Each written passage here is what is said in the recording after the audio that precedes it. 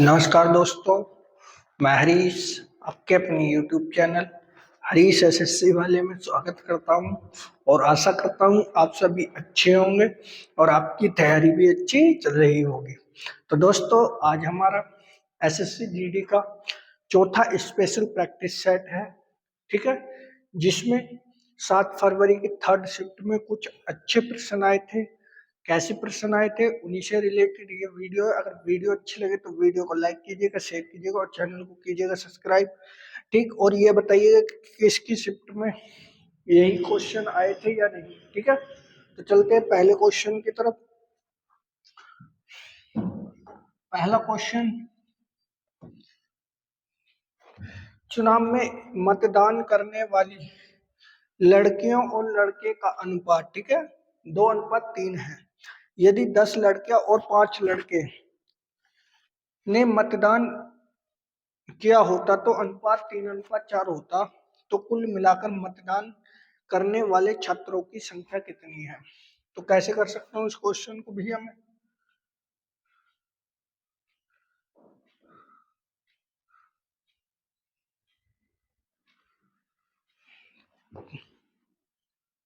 तो देखो कैसे कर सकते हैं भाई। 3 अनुपात बॉयज और गर्ल का अनुपात ये है, यानी कि मतलब 2 गर्ल्स हैं 3 बॉयज हैं, ठीक है। जिसमें से 10 लड़कियां अगर मतदान डालती और 5 लड़के, ठीक है भाई, 10 लड़कियां और 5 लड़के मतदान डालते तो अनुपात 3:4 हो जाता, ठीक है भाई। मल्टीप्लाई कर लो, गुना भाग, बेसिक मेथड है। 4 दूनी 8x प्लस 4 धम 40, 3 तिया 9x प्लस 5 तिया 15, ठीक है। यहाँ तक 8x में 9x में से 8x को घटा दो, 40 में से 15 को घटा दो तो x बचेगा, 40 में से 15 घटाऊंगा तो 25 बचेगा। तो x की वैल्यू कितनी आई है भैया? 25। उसने क्या कहा है? कुल मिलाकर मतदान करने वाले छात्रों की संख्या, यानी कि जिन्होंने मात्र मतदान किया है उन्हीं की संख्या पूछ रहा। तो कैसे कर सकते हैं भाई? इनका रेस होता है 2:3, दोनों की योग हो गया 5, तो इससे 5 से मल्टीप्लाई करिए, 5 पंजे 25 पंजे 125। तो कुल छात्रों की संख्या कितनी होगी मेरी? 125। इसका सही आंसर ऑप्शन नंबर सी रहेगा, ठीक है भाई। अगले क्वेश्चन की तरफ चलें। क्वेश्चन नंबर 2, एक निश्चित राशि पर प्रतिवर्ष 6% साधारण ब्याज पर 5 सही 3/4 वर्षों के अंत में कुल राशि 3228 प्राप्त होती है। तो कितनी राशि निवेश की गई थी? सिंपल क्वेश्चन है। तो कैसे कर सकते हैं भाई? देखो, ये जो दे रखा हमारा साधारण ब्याज प्लस मूलधन दोनों का योग दे रखा है इसने, यानी कि जिसे हम कह सकते हैं मिश्र धन, ठीक है। वो मिश्र धन चक्रवृद्धि ब्याज में होता है 6%, ठीक है, बटे 100। और इसका कितने वर्षों में? 5 × 20 3 23, 23/4 वर्षों में। अगर मैं इन्हें सॉल्व करता हूं तो ये बैठेगा भैया 3 2, 23 या 69, 69/200, ठीक है। अगर मुझे मिश्र धन बनाना है तो 200 में इसे जोड़ना पड़ेगा, तब जाके इसकी वैल्यू निकल के आएगी। तो उसकी वैल्यू कितनी है भैया? 269/200। लेकिन उसने वैल्यू कितनी बताई है? इसकी वैल्यू कितनी बताई है? उसने बताई है 3228, ठीक है। अगर मैं इसे डिवाइड करूंगा तो इसे काटो, एक बार जाएगा, ठीक है। क्या बचेंगे? 3, यहाँ से 11 में से 5 53, और कितनी बार जा सकता है? 2 बार चला जाएगा। ठीक है, तो ये 12 बार कट जाएगा। 12 निम्मा 108, 12 छिंग 72, ठीक है, और 10 82, 12 दूनी 24, 24 और 8 32। 200 की मल्टीप्लाई कर दी तो x की वैल्यू या 1 की वैल्यू कितनी आ जाएगी, 1200 मल्टीप्लाई 12 मल्टीप्लाई 200 इक्वल टू 2400 रुपये मेरी क्या गई मूलधन। या यहाँ पे मल्टीप्लाई p लिख लेना, आपके ऊपर डिपेंड करता है। तो p की वैल्यू कितनी आई है मेरी, 2400 रुपये। ठीक है, तो इसका सही आंसर कितना हो जाएगा, 2400 रुपये। ऑप्शन नंबर डी इसका करेक्ट रहेगा। ठीक है भाई, अगले क्वेश्चन की तरफ चलते हैं। क्वेश्चन नंबर 3, के का मान ज्ञात कीजिए कि एक 7 अंकीय संख्या 51,032 डबल के 12 से विभाजित है। यानी कि मतलब ये जो संख्या है 51,032 के 12 से विभाजित होनी चाहिए। अब 12 से विभाजित होने वाली संख्या किससे विभाजित होगी भैया, वो 4 से भी विभाजित होगी और 3 से भी विभाजित होगी। तो पहले ये देख लेते हैं कि 3 से संख्या विभाजित है या नहीं है। तो 3 का डिविजिबिलिटी रूल क्या कहता है, 3 का डिविजिबिलिटी रूल कहता है कि इसके सभी अंकों का योग क्या होना चाहिए, योग 3 से विभाजित होना चाहिए। तो देख लेते हैं, 6 3 9 2 11 प्लस 2 के। अब ये 3 से डिवाइड होना चाहिए, कहने का मतलब ये है।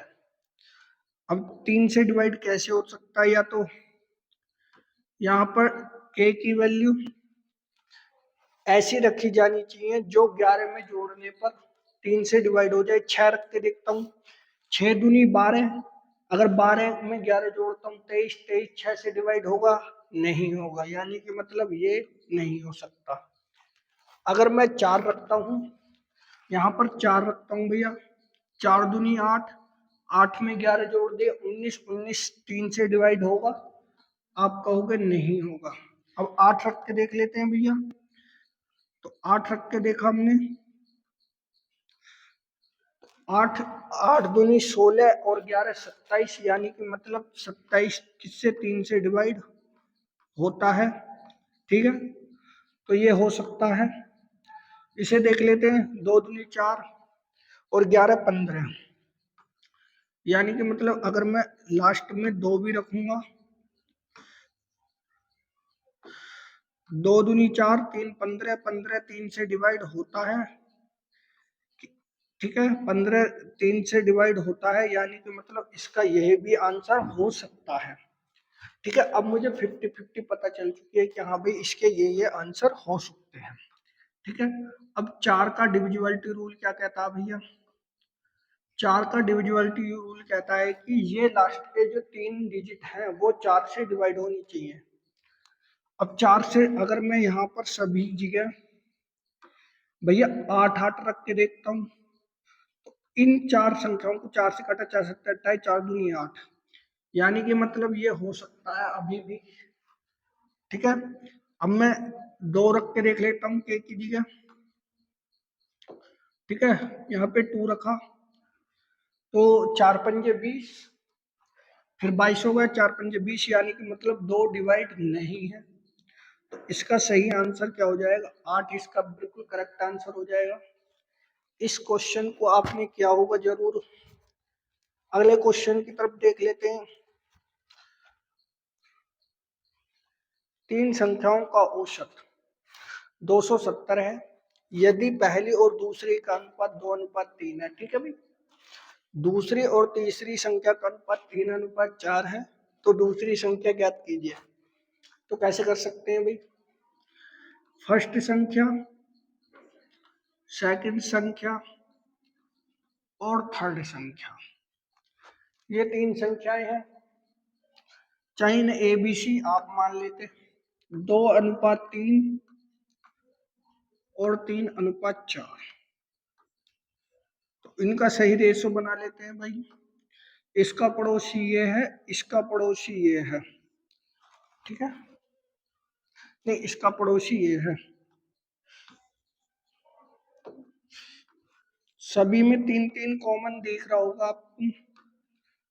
इस 3 से ये 3 खत्म, यानी कि मतलब रेशो क्या बच्चा 3:2:3:4। ठीक है भाई। अब उसने 3 संख्याओं का औसत कितना दिया था, 270। 3 संख्याओं का औसत 270 दिया था। ठीक है भाई, गुणा करने की कोई जरूरत नहीं है क्योंकि संख्या कट सकती है। 4 3 7 दोनों, इनका योग कितना बैठा, 9। 9 से डिवाइड किया मैंने, 3 से कटा, 3 तिया 9, 3 से कटा, 3 9 27, 90। यानी कि मतलब x की वैल्यू 90 आ चुकी है या 1 की वैल्यू 90 आ चुकी है। उसने पूछा दूसरी संख्या, तो मैं दूसरी संख्या निकाल दूंगा भैया। तो दूसरी संख्या में 90 की गुणा करी, 9 तिया 27, तो कितना आ जाएगा 270। ठीक है,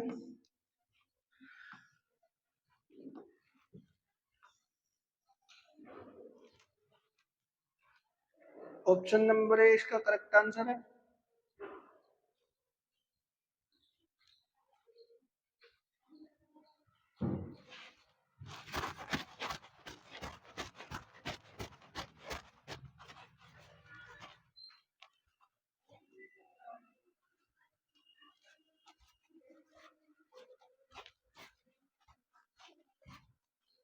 मैं और संख्या कैसे निकाल सकता हूँ भाई इसकी,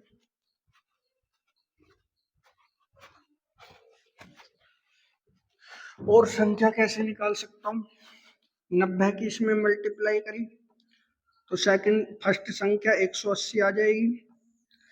ठीक है भाई, और मैं 90 की इसमें करूंगा तो 360 आ जाएगी। तो इसने सेकंड संख्या पूछी थी तो सेकंड संख्या आ गई 270। अगले क्वेश्चन की तरफ चलते हैं। Question number 6-5। एक दुकानदार ने एक वस्तु को अंकित मूल्य 500 रुपये रखा। उसने इसे 10% और 20% की योजनागत छूट पर बेचा और 25% का लाभ प्राप्त किया, तो वस्तु का क्रय मूल्य कितना था। कैसे कर सकते हैं भाई, कैसे कर सकते हैं इस क्वेश्चन को, करें भाई। देखो छूट किस पर दी जाती है सदैव, आप कहोगे कि अंकित मूल्य पर दी जाती है भैया। ठीक है, अंकित मूल्य गुणा छूट इक्वल टू विक्रय मूल्य।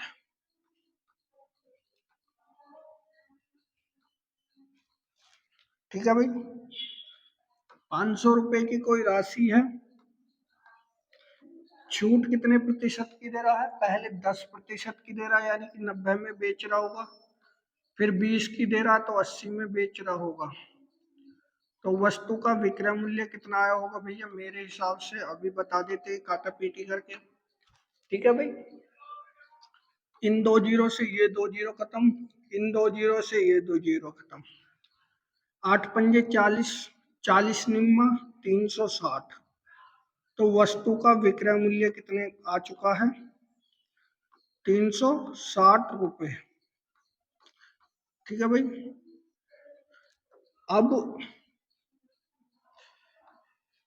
उसने कहा है कि उस वस्तु को बेचने के बाद 25% का लाभ कमाया है फिर भी, तो क्रिया मूल्य ज्ञात कीजिए। फॉर्मूला क्या है, क्रिया मूल्य गुणा लाभ या हानि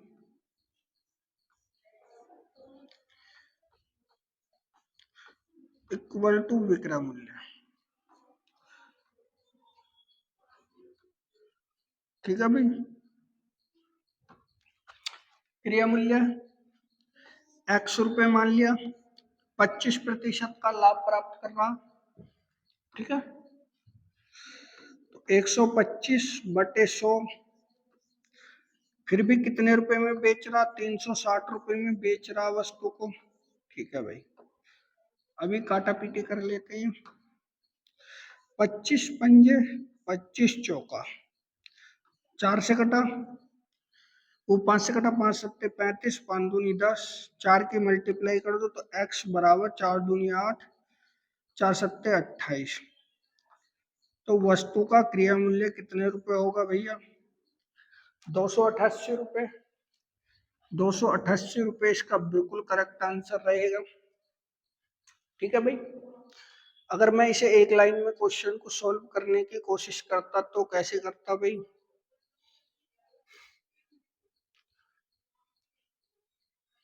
देखो एक लाइन में अगर ये क्वेश्चन करना था मुझे कैसे करता? 500 रुपए वस्तु का अंकित मूल्य, 90 की और 80 में वस्तु बेची 20% और 10% की छूट देने के बाद। ठीक है भाई। विक्रय मूल्य 100/125 का लाभ कमा रहा है तो वस्तु का क्रिया मूल्य निकल के आ जाएगा। ठीक है भाई। अभी काटापीटी कर लेते हैं। 2 जीरो से 2 जीरो खत्म, 2 जीरो से 2 जीरो खत्म, 25 चौका 100, 25 पंजे, 5 से कटा 2 से 4 से कटा 2 बार, 25 25 दूनी 50, 9 चौक 36, 360 रुपए। ऐसे हो सकता था। आ रहा है 288 रुपए। नहीं वो मिस्टेक कर दी। क्रिया मूल्य पूछ रहा है ना? हाँ ठीक है। क्रिया मूल्य पूछ रहा है भैया। Multiply equal to question mark. ठीक है अब कर लेते हैं। 25 चौका पंजे, 5 से कटा 5। ठीक है ये कटेगा नहीं, ये 8 का 8 रहेगा। 9 72, 72 चौका 288। लो जी ऐसे कर सकते थे इस क्वेश्चन को शॉर्ट मेथड से। ठीक है भाई। अगले क्वेश्चन की तरफ चले। क्वेश्चन नंबर, रमन की आय और व्यय का क्रमशः अनुपात 9:7 है। यदि उसकी आय में 25% की वृद्धि होती है और व्यय में 70% की कमी होती है तो उसकी आय और व्यय का नया अनुपात कितना होगा? तो कैसे कर सकता हूँ इस क्वेश्चन को भाई? तो मैं कहूंगा आय, ठीक है, व्यय और बचत। बचत की तो उसने बात ही नहीं करी तो छोड़ो। ठीक है कैसे कर सकते हैं भाई इस क्वेश्चन को आगे? अब उसका अनुपात 9:7 दे रखा है, यानी कि आय 9 है तो अनुपात 7 है। 7 उसने खर्च किया है। ठीक है भाई। अब अगर मैं ऐसे अनुपात में करूंगा तो थोड़ा लंबा पड़ जाएगा, इसलिए मैं इसे 90 कर लेता हूँ, इसे 70 कर लेता हूँ। जब अनुपात निकालोगे तो सेम बैठेगा। ठीक है भाई। इसमें 25% की वृद्धि हो रही है, यानी कि मतलब इसमें 25% की वृद्धि करूंगा मैं तो कितना बैठेगा भैया? कर लो इसकी 25% निकाल लो भैया। 125/100 तो 25 पंजे चौका तो 2 से कटा 45 बार, 5 पंजे 25, 5 चौक 20 और 2 22, यानी कि मतलब ये कटेगा 23.5 बार। वो सॉरी 22.5 बार काट दो डायरेक्ट। 22.5, 5 पंजे 25, 5 दूनी 10 और 2 12, 5 दूनी 10 और 1 11, इतने की वृद्धि हो जाएगी। फिर उसने कहा कि इसमें 70% की कमी कर दी तो वस्तु 30% रही होगी तो उसका 30% निकाल ले हम तो कितना बैठेगा? 21। ठीक है भाई। यहां से रेशो हटाया, जीरो लगा दी, काटा पीटी कर लेता हूं मैं। 5 से काट लेता हूँ। 5 चौक 20, 5 दूनी 10, 5 दूनी 10, 5 दूनी 10, 5 पंजे 25। ठीक है अभी और कटी आएगी क्या? 6 से तो कटेगा नहीं, या कुछ ना कुछ गड़बड़ है भाई। इसमें वृद्धि 20% की करके देखो, यहाँ पे कोई दिक्कत है ना?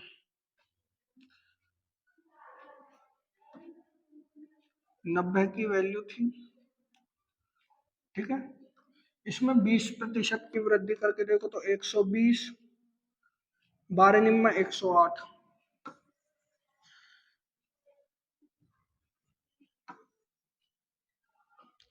यहाँ से 21, यहाँ से 108। शायद हो जाए अब। 3 सत्ते 21, 3 तिया 9, 3 छंग 18, 36:7 इसका बिल्कुल करेक्ट आंसर आ जाएगा। 23 हो गया, तो यहाँ कर लो 20, ठीक है भाई। तो इसका अनुपात ऑप्शन नंबर बी रहेगा। अगले क्वेश्चन की तरफ चलते हैं।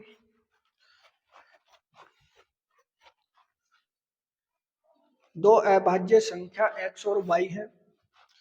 x छोटा है y से, यहाँ कंडीशन दे दी है उसने, x छोटा है y से का लघुत्तम समावर्तक 145 है, तो 10x माइनस वाई की वैल्यू बतानी है कि कितनी है। तो कैसे कर सकता हूं मैं इस क्वेश्चन को भाई?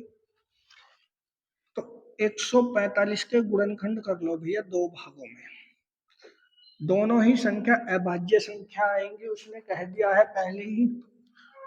तो सीधी सी बात है, इसे देख के आप कह सकते हो कि ये 5 से डिवाइड हो रहा होगा। तो 5 से काट दो, 5 दूनी 10, 5 नी 45, यानी कि एक अभाज्य संख्या 5 है, एक अभाज्य संख्या 29 है। और उसने कंडीशन दी है कि x छोटा है y से, यानी कि मतलब ये x की वैल्यू हो गई, ये y की वैल्यू हो गई, ठीक है। और उसने मान पूछा है 10x माइनस वाई का, तो भैया 5 की मल्टीप्लाई इसमें कर दूंगा तो 50 हो जाएगा, माइनस 29, तो कितने बचेंगे इनके बीच का डिफरेंस? 1 2 21, तो 21 इसका बिल्कुल करेक्ट आंसर हो जाएगा, ठीक है। ऑप्शन नंबर 20 का करेक्ट रहेगा आंसर, ठीक है भाई। अगले क्वेश्चन की तरफ चलते हैं।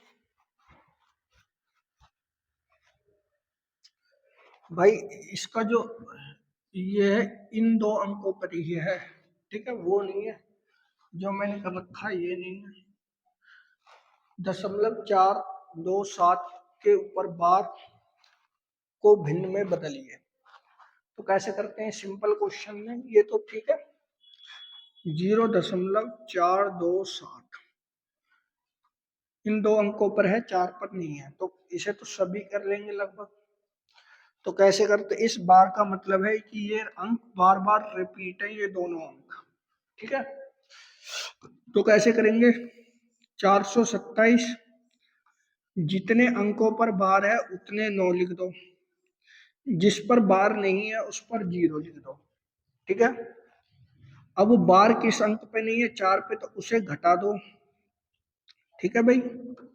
तो कितने बचेंगे? 423 बटे 990, इसका बिल्कुल करेक्ट आंसर हो जाएगा भिन्न में। तो ऑप्शन नंबर इसका बिल्कुल सही कौन सा रहेगा? 2390, ठीक है भाई, समझ गए आप। अगले क्वेश्चन की तरफ चलता हूं।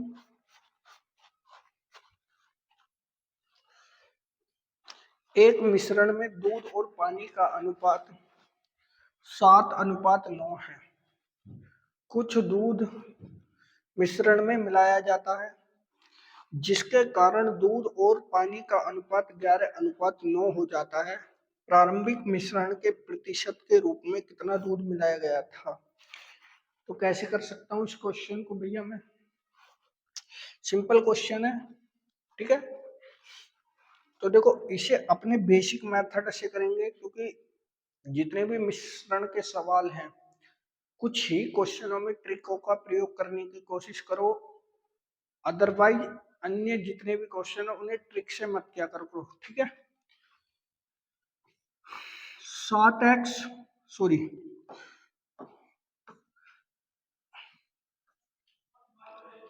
7:9 के अनुपात में है। कुछ दूध मिश्रण में मिला दिया, तो ये मिल्क है, ये वाटर है। तो इसमें कितना दूध मिलाया ये नहीं पता मुझे मिश्रण में, ठीक है। जिसके कारण दूध और पानी का अनुपात ये हो जाता है 11/9 हो जाता है। तो कैंची की मल्टीप्लाई कर लेते हैं भैया, ठीक है। तो 9 सत्ते 63 प्लस 9x इक्वल टू 1199, ठीक है। 63 को इधर से घटा दूंगा तो कितना बचेगा, 36 बचेगा। तो x की वैल्यू कितनी आ जाएगी, 4, यानी कि मतलब 4 लीटर उसने दूध मिलाया होगा, ठीक है भाई। अब उसने कहा है कि प्रारंभिक मिश्रण के प्रतिशत के रूप में कितना मिलाया था। तो पहले मिश्रण कितना था भैया, आप कहोगे कि 16 लीटर होगा। अब मिश्रण और उसने मिला कितना दिया, अब बाद में 4 लीटर, तो इसका ही परसेंटेज पूछा है। तो 4 बटे कुल मिश्रण 16 था, मल्टीप्लाई 100, 4 से कटा 4 बार, 4 से कटा 25 बार। तो 25% उसने क्या करा था, दूध मिलाया था, ठीक है। 25% उसने दूध मिलाया था। ऑप्शन नंबर सी इसका करेक्ट रहेगा, ठीक है भाई। अगले क्वेश्चन की तरफ चलें। क्वेश्चन नंबर 10, एक व्यक्ति 10 कुर्सियां खरीदना चाहता है, ठीक है भाई, और 10 कुर्सियों को कुल कीमत 4500 रुपए है, ठीक है भाई। मोल भाव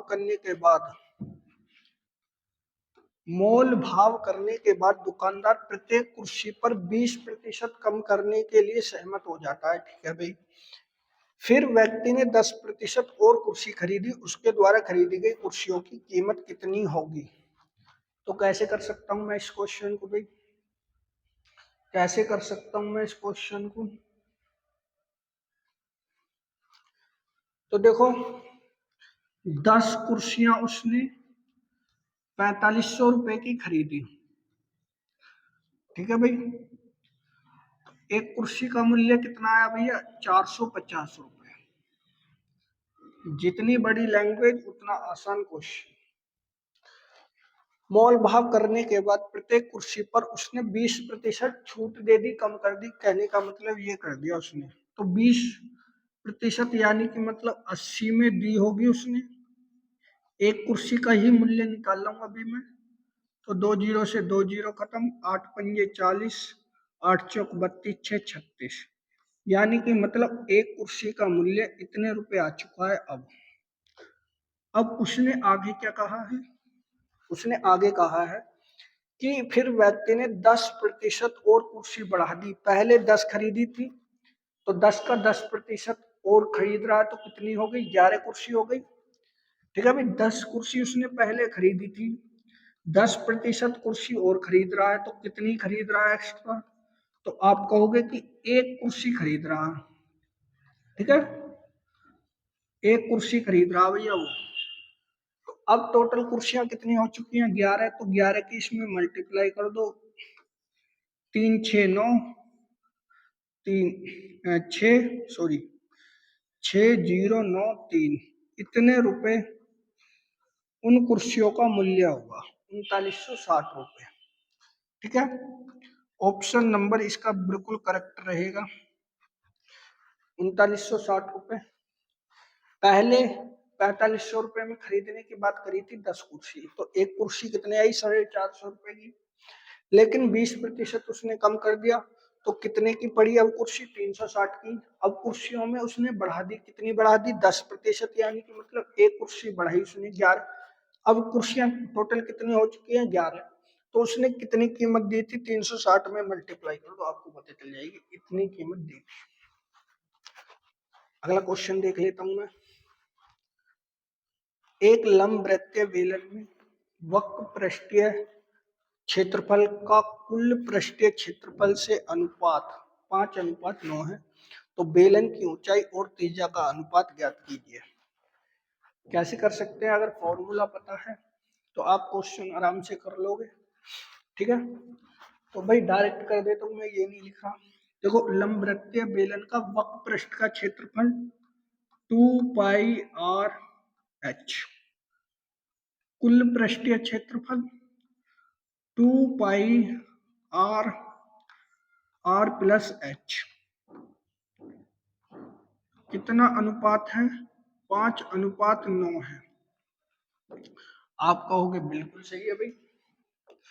ठीक है भाई, इन 2 पाई आर से 2 पाई आर खत्म, बचा क्या? H upon R plus H equal to 5/9।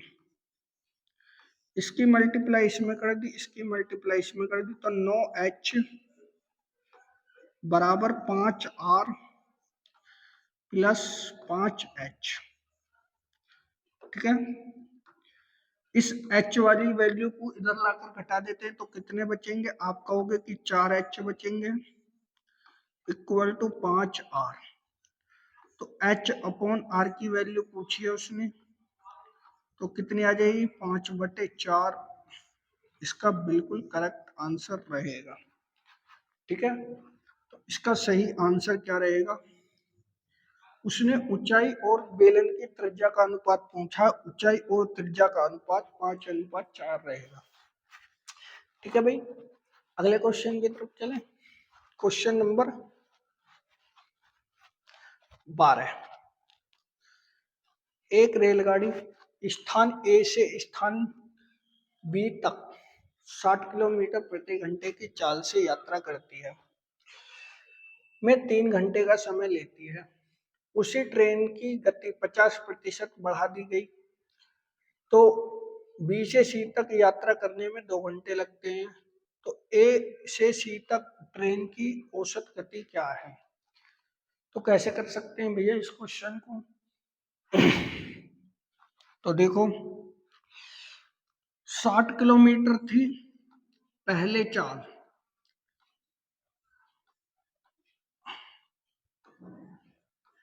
ठीक है, लेकिन फिर 50% बढ़ा दी तो 60% का 50% निकाले, 150% निकाले वो, तो कितना बैठेगा भैया? तो आप कहोगे कि 90 किलोमीटर पर घंटा बैठेगा। ठीक है, तो भाई बढ़ी हुई चाल कितनी है? 90 किलोमीटर पर घंटा। अब पहले इसे एक शॉर्ट मेथड से कर लेते हैं। उसने औसतन चाल पूछी है, तो औसतन चाल बराबर 2 × 60 × 90 बटे 60 प्लस 90। ठीक है भाई, 2 × 60 × 90 बटे 150। काटा पीटी कर लो, 1 0 से 1 0, 15 × 90, 6 × 36 दूनी 72। तो उसकी चाल कितनी आ गई? 72 किलोमीटर पर घंटा। ठीक है भाई, आप कहोगे बिल्कुल सही है, कोई दिक्कत नहीं है। अब ये तरीका किसी को रास नहीं आ रहा है या किसी को लग रहा है कि नहीं भाई ऐसे नहीं करना चाहते हम, तो उसके लिए दूसरा तरीका आ भैया। देखो, 60 किलोमीटर की चाल से 3 घंटे तक चली, 60 किलोमीटर की चाल से 3 घंटे तक चली तो कितने किलोमीटर चली? 180 किलोमीटर चली। फिर 50% बढ़ाई तो कितनी बढ़ी भैया? आप करोगे 90 हो गई, तो 90 किलोमीटर पर घंटे की चाल से 2 घंटे चली तो कितनी दूरी चली? 180 किलोमीटर ही चली होगी। आप कहोगे बिल्कुल सही है भाई। ठीक है, अब मुझसे ज्यादा आप जानते हो फॉर्मूला, चाल बराबर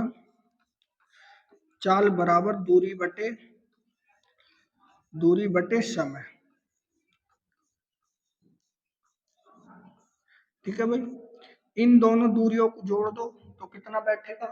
360, और समय को जोड़ दो, 3 घंटे और 2 घंटे चल लिए तो कितने चल लिए? 5 घंटे चल लिए। 5 से डिवाइड किया, 5 सत्ते 35, 5 दूनी 10 किलोमीटर पर घंटा। ठीक है भाई, 72 किलोमीटर पर घंटा इसकी चाल आ गई। ऑप्शन नंबर डी रहेगा करेक्ट। अगले क्वेश्चन की तरफ चलते हैं अपन। एक व्यक्ति ने एक वस्तु खरीदी और उसे 10% की हानि पर बेचा। यदि उसने उसे 30% कम कीमत पर खरीदा होता तो 20 रुपए अधिक में बेचता तो उसे 40% का लाभ होता। तो वस्तु का क्रय मूल्य क्या है? कैसे कर सकते हैं इस क्वेश्चन को भाई? सिंपल क्वेश्चन है, ठीक है। तो देखो 100 रुपए की उसने पहले वस्तु खरीदी, 10% हानि पर बेच दी अर्थात 90 में बेच दी। फिर कहा है कि यदि उसने 30% कम पर वस्तु, ये वाली वस्तु अगर 30% कम पर खरीदता यानी कि मतलब 70 पर खरीदता तो वो कह रहा है कि उसे 40% का लाभ होता। तो इसका एक 40% निकाल दूंगा, 140, 14, 14 सत्ते 98, ठीक है। तो 20 रुपए अधिक मिलते। यहाँ पर कितने का अंतर है? आप कहोगे 8 का अंतर है। 8 की वैल्यू उसने कितनी बताई है भैया? 20 बताई है। 8% की वैल्यू अगर आप परसेंट लगाना चाहते लगा दो, तो 8 से कटेगा नहीं, 8 से कटा, 8 दूनी 16, 8 पंजे 40, 2.5 बार। 1% की वैल्यू आ चुकी है, तो 100% की वैल्यू कितनी आ जाएगी? तो आप कहोगे 250 रुपए, ठीक है भाई। 250 रुपए उस वस्तु का क्रिया मूल्य था। अगले क्वेश्चन की तरफ चलूं मैं। क्वेश्चन नंबर, ठीक है भाई, अच्छा क्वेश्चन था। किसी प्रतियोगिता में सफल होने वाले के लिए मार्लिन को 4 परीक्षाओं में औसतन 100 अंक मिले।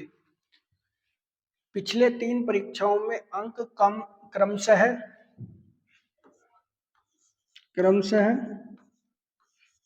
125, 95 और 65 है। प्रतियोगिता में सफल होने के लिए उसे 14 टेस्ट में प्राप्त अंक कितने चाहिए?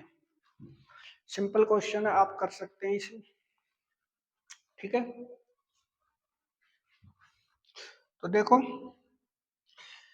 4 परीक्षाओं में उसे 100 अंक मिले औसतन, तो आप कहोगे कि टोटल उसे 400 अंक मिले होंगे। अब उसने कहा कि एक परीक्षा में 125 मिले हैं, दूसरी में उसे 95 मिले हैं और तीसरी में उसे 65 मिले हैं। तो इन तीनों संख्याओं का अगर मैं योग करूं तो कितना बैठेगा भैया? 5 5 10 15, 7 9 16 और 2 18 और 1 2, 285 अंकों का योग है इन 3 परीक्षाओं का, ठीक है भाई। तो चौथी परीक्षा का पूछा है तो चौथी परीक्षा का अंक निकालूंगा तो इसे घटा दूंगा तो कितना बचेगा? 115। तो 115 इसका बिल्कुल करेक्ट आंसर हो जाएगा। ऑप्शन नंबर ए रहेगा इसका सही, ठीक है भाई। ऑप्शन नंबर ए इसका बिल्कुल करेक्ट रहेगा। अगले क्वेश्चन की तरफ चले।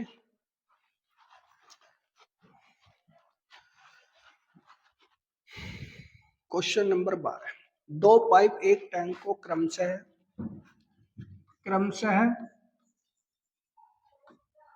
20 घंटे और 24 घंटे में भर सकते हैं, ठीक है भाई। एक निकासी पाइप प्रति घंटे 40 गैलन पानी खाली कर सकता है, ठीक है। तीनों पाइप एक साथ मिलकर खाली टैंक को 40 घंटे में भर सकते हैं, तो टैंक की क्षमता कितनी है? तो कैसे कर सकते हैं भैया? अगर मैं मानूंगा इन्हें कि ए टैंक है, बी टैंक है, ए बी और सी टैंक निकालना है, ठीक है। सी टैंक निकालना है पानी, तो टैंक क्षमता मतलब क्षमता पूछ रहा, तो ए टैंक 20 घंटे में भर सकता है, ये 24 घंटे में और ये भैया 40 घंटे में। सी। अब देखो इनका अगर मैं एलसीएम ले लूंगा तो कितना आएगा, मेरे हिसाब से 120 आएगा, आपके हिसाब से कितना आएगा बता देना। 4 से कटा 3 बार, ठीक है, इससे कटा 5 बार, इससे कटा 6 बार, यानी कि ए की क्षमता 5 है, बी की क्षमता 5 है, ए की क्षमता 6 है, बी की क्षमता 5 है, ए बी सी माइनस सी की क्षमता 3 है। तो भैया मैं ये निकाल लेता हूँ कि टोटल टैंक कितने देर में भरा जाएगा। तो 5 3 8, 8 में से 3 घटे, ओ सॉरी 6 5 11, 11 में से 3 घटे तो कितने बचे 8। तो टोटल सी कितने घंटे में भरा जा सकता है, तो 8 दूनी 8 एकम 8, 15 अट्ठे 120 में 120 घंटे में टैंक को क्या करा जा सकता है, सी कर सकता है या जो भी कर सकता है, ठीक है, सी भर सकता है, सी की क्षमता निकाल दी हमने। अब उसने कहा है कि पाइप प्रति टैंक 40 गैलन पानी निकालता है। अगर सी की क्षमता 15 है, ये सी की क्षमता 15 है, तो 40 पानी निकालना है, तो 15 चौका 60, 15 चौका 60, 600 गैलन।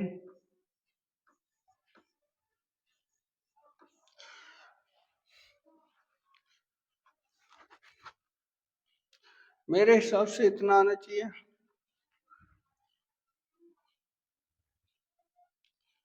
ये यहां तक भी है, 44 होना चाहिए, ठीक है, अगर 44 होगा तभी आंसर मैच हो सकता है इसमें। 15 चौका 60, 15 चौका 60, 660 गैलन वो पानी भर सकता है। ऑप्शन नंबर इसका सी रहेगा, 660 गैलन, ठीक है भाई। अगले क्वेश्चन की तरफ चले, क्वेश्चन नंबर 16। पहले वस्तु का विक्रय मूल्य 470 रुपये है और दूसरी वस्तु का क्रय मूल्य 470 रुपये है। पहली वस्तु पर 20% की हानि और दूसरी वस्तु पर 20% का लाभ, तो कुल लाभ या हानि कितनी होगी। तो देखो एक वस्तु का क्रय मूल्य दिया हुआ, एक वस्तु का विक्रय मूल्य दिया हुआ, यानी कि मतलब वस्तु का विक्रय मूल्य, ठीक है, और वस्तु का क्रय मूल्य कैसे कर सकते हैं हम।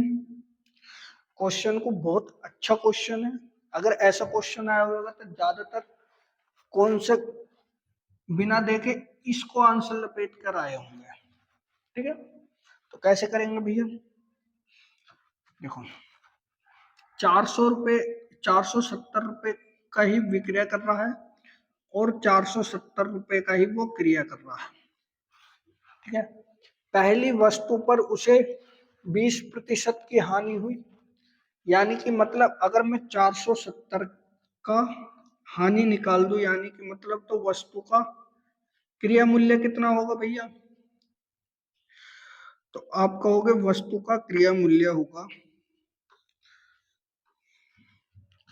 काटा पीटी कर लेते हैं हम, 1 जीरो से 1 जीरो खत्म, तो 25 बार, ये 2 बार, 25 छिक्का 150, 70 175, 25 चौका 100, तो 1175/2, यानी कि मतलब इसकी वैल्यू आ जाएगी 2 पंजे 10, 2 अट्ठे 16, 2 सत्ते 14, 2 पंजे 10, यानी कि मतलब वस्तु का क्रिया मूल्य कितना होगा 887 रुपये 50 पैसे, 887 रुपये, सॉरी 587 रुपये 50 पैसे, ठीक है भाई। अब ये वस्तु, अगली वस्तु को कह रहा है कि क्रिया मूल्य 470 रुपये है, तो बेची कितने में होगी, 20% के लाभ पर बेची है, यानी कि मतलब 470 का 20% लाभ कर दो बटे 100, तो 1 जीरो 1 जीरो, 12 सत्ते 84, 12 चौक 48, 48 4 52, ठीक है। 12 सत्ते 84, 12 चौक 48, यानी कि 524 रुपए में उसने वस्तु बेची होगी। तो 524 रुपए में उसने वस्तु बेची, ठीक है भाई। अब इन्हें ऐड कर लो कि उसने दोनों वस्तुओं को कितने रुपए में बेचा होगा, उस वस्तु का क्रिया मूल्य कितने रुपए होगा। तो भाई कर लेते हैं 0.7, ठीक है। 8 7 15, 5 4 9 और 1 10, 1057.5 रुपए और 4 9 9, ठीक है। इतने 12 सत्ते 84, 12 चौक 48, 48 8 56 आएगा।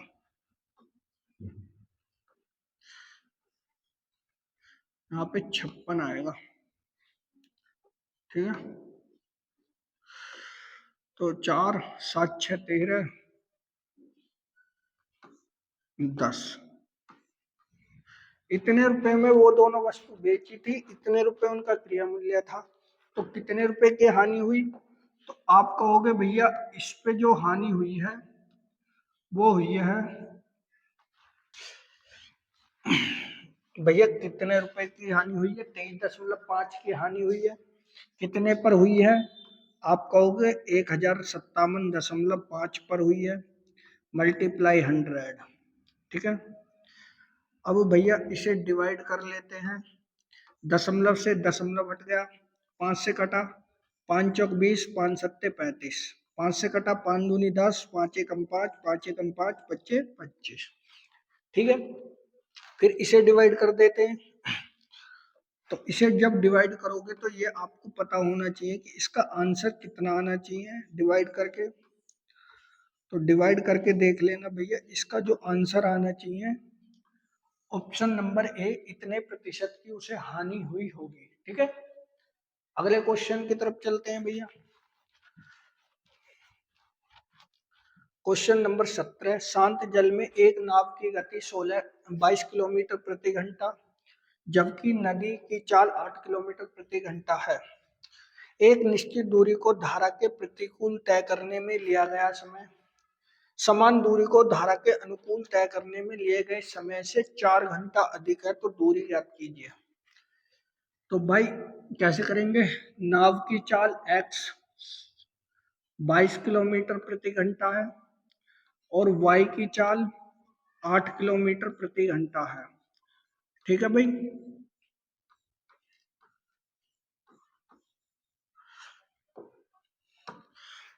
अब धारा के प्रतिकूल, इन दोनों का अंतर x किलोमीटर की दूरी है, इन दोनों का अंतर 22 माइनस 8, धारा के धारा के धारा की दिशा में 22 प्लस 8, कौन सी, ये 4 घंटे अधिक लेती है, ठीक है। इसे इक्वल कर दो, इधर 4 लगा दो और इसे घटा दो आपस में, तो यानी कि मतलब इसे क्या करना है हमें, यहाँ पर माइनस कर दो, यहाँ पर इक्वल कर दो, ठीक है। आगे कर लेते हैं भैया, x बराबर कितना आया, कितना बचा 14 माइनस x बराबर कितना 30, इन दोनों का एलसीएम ले लूंगा मैं, 15 चौका 60, 15 एकम 15 और 6, तो 15 एकम 15 और 6 21, 210 इसका एलसीएम है, बराबर 4, बराबर 4। यहां से मैंने गुणा कर ली भैया, 14 से काटूंगा तो 15 बार जाएगा और 30 से डिवाइड करूंगा तो 7x बार, ठीक है भाई। कितने बच्चे, 8x, इस 210 की मल्टीप्लाई मैंने 4 में कर दी, ठीक है भाई। डिवाइड किया 8 से 4 दूनी और ये कटा 105, तो इतने किलोमीटर की वो दूरी होगी जरूर, 105 किलोमीटर की दूरी होगी, ठीक है। ऑप्शन नंबर इसका सी रहेगा, सॉरी ए रहेगा, 105 किलोमीटर। अगले क्वेश्चन की तरफ चलते हैं। ए अकेले किसी कार्य को 20 दिनों में पूरा कर सकता है, जबकि बी अकेले 30 दिनों में पूरा कर सकता है। इन्होंने 5 दिन तक एक साथ कार्य किया और चले गए। शेष कार्य सी अकेले 7 दिन में पूरा करता है, तो भुगतान को उनके बीच किस अनुपात में विभाजित किया जाना चाहिए। तो कैसे कर सकते हैं इस क्वेश्चन को? सिंपल क्वेश्चन है। तो देखो, एक ए व्यक्ति है, एक बी व्यक्ति है। सी व्यक्ति 7 दिन में कर रहा है। पहले ये देख लें कितने यूनिट कार्य हुआ होगा। तो ये 20 दिन में कार्य कर सकता है, ये 30 दिन में कार्य कर सकता है। तो इन दोनों की क्षमताएं कितनी आ गई भैया? एलसीएम इनका 60 आ जाएगा। ठीक है, इसकी क्षमता 3 है, इसकी क्षमता 2 है। ठीक है, तो टोटल कार्य कितना था? 60 है। उसने कहा है कि उन्होंने 5 दिन तक कार्य एक साथ किया। इन दोनों की क्षमताएं का योग 5 है। 5 दिन तक उन्होंने कार्य किया, तो टोटल कितने यूनिट कार्य किया? 25। तो 25 अगर मैं इसमें से घटा दूंगा तो कितना बचा होगा? 35 बचा होगा। अब ये कार्य सी ने क्या है, कितने दिन में क्या है? सी ने ये कार्य 7 दिन में क्या है? ये 7 दिन में 35 कार्य क्या है सी ने। ठीक है, सी ने 7 कार्य 35 दिन में, तो सी की क्षमता कितनी आई? 5 आ गई। यानी कि मतलब ए की क्षमता 3 है, बी की क्षमता 2 है और सी की क्षमता 5 है।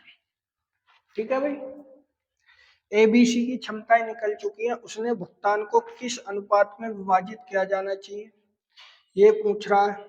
तो देखो कैसे कर सकते हैं। ए है, बी है और सी है। ए 3 क्षमता है, 5 दिन कार्य करता है। बी की क्षमता 2 है, 5 दिन कार्य कर रहा है। सी की क्षमता 5 है, 7 दिन कार्य करता है।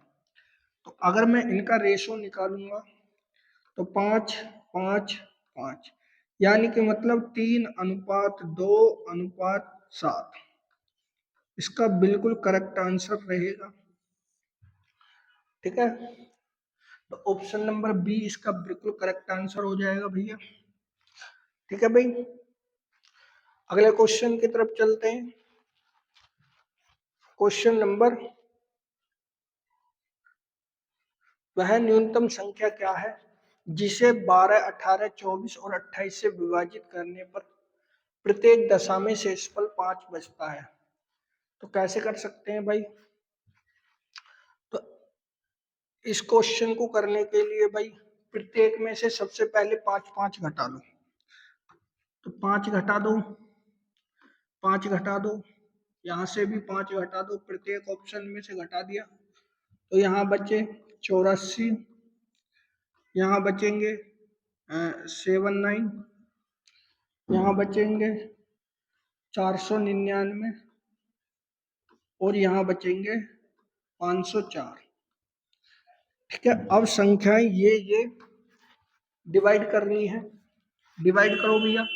12 3 से भी डिवाइड होता है, 4 से भी। तो सबसे पहले 9 से डिवाइड करके देख लो, क्योंकि 9 का डिविजिबिलिटी रूल क्या कहता है कि उसके अंकों का योग 8 4 12 नहीं हो रहा। 9 ये तो होती नहीं है, 9 दूनी 18 4 22 नहीं होती, 5 4 9 होती है ये। अब 9 से डिवाइड हो रही है तो 3 से भी डिवाइड हो रही है। अब इसे 4 से डिवाइड करके देख लेते हैं। 4 एकम 4, 4 दूनी 8, 4 6 24 हो रही है अभी। 24 से भी डिवाइड होगी। 7 से डिवाइड करके देख लेते हैं। 7 7 49, 7 दूनी 14, यानी कि मतलब इसका जो सही आंसर है ऑप्शन नंबर डी हो जाएगा। आप इसका एलसीएम लेते तब तक आपने ये क्वेश्चन सॉल्व कर दिया होता बिना एलसीएम लिए। ठीक है, अगले क्वेश्चन की तरफ चलते हैं भैया। क्वेश्चन नंबर 20 आज का लास्ट क्वेश्चन है। एक वस्तु पर 18% की हानि पर बेची गई, यदि उसे 2475 अधिक रुपए में बेचा जाता तो 12% लाभ होता, तो वस्तु का क्रय मूल्य ज्ञात कीजिए। यानी कि मतलब ये कह रहा है कि उसने 18% की हानि पर कोई वस्तु बेच दी, ठीक है भाई।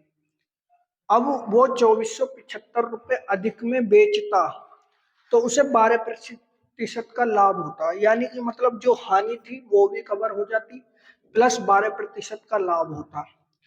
तो 18% की तो जो हानि थी वो भी और प्लस 12% जो लाभ हुआ वो भी, दोनों कवर होते उसे टोटल कितने का लाभ हुआ होगा? मेरे हिसाब से उसे 40 का लाभ हुआ होगा। 40 की वैल्यू उसने कितनी बताई है? 2475। ठीक है, प्रतिशत में है तो बटे 100 में लगा लेते हैं, कर लेते हैं भैया सोल्व। 10 से 10 खत्म, 4 से कटा, सॉरी 30 बैठेगा, 30, 3 से कटा, 3 अट्ठे 24, 3 दूनी 6, 3 पंजे 15, 10 की मल्टीप्लाई कर दो तो भाई कितने रुपए आ जाएगा?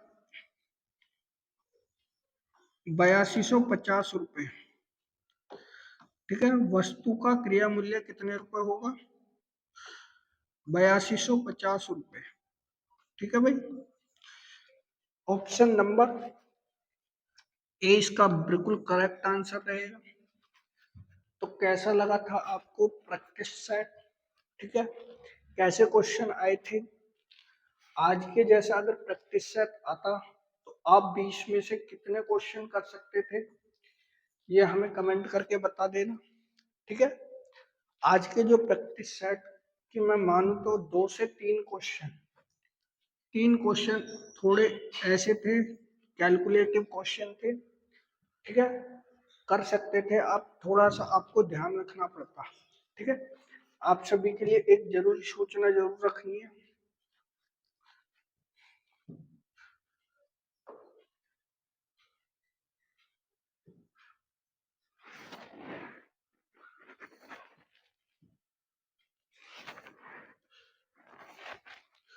सूचना यही है भैया, 10 फरवरी से आर्मी अग्निवीर का फुल मैथ चलेगा। ठीक है, जो भी भाई पढ़ना चाहते हैं वो जुड़ सकते हैं। ठीक है, सारी चीज यूट्यूब पर ही चलाई जाएगी। ठीक है, अगर आपको हमारा आज का प्रैक्टिस सेट अच्छा लगा हो तो वीडियो को लाइक कीजिएगा, शेयर कीजिएगा और चैनल को कीजिएगा सब्सक्राइब। जय हिंद, जय भारत।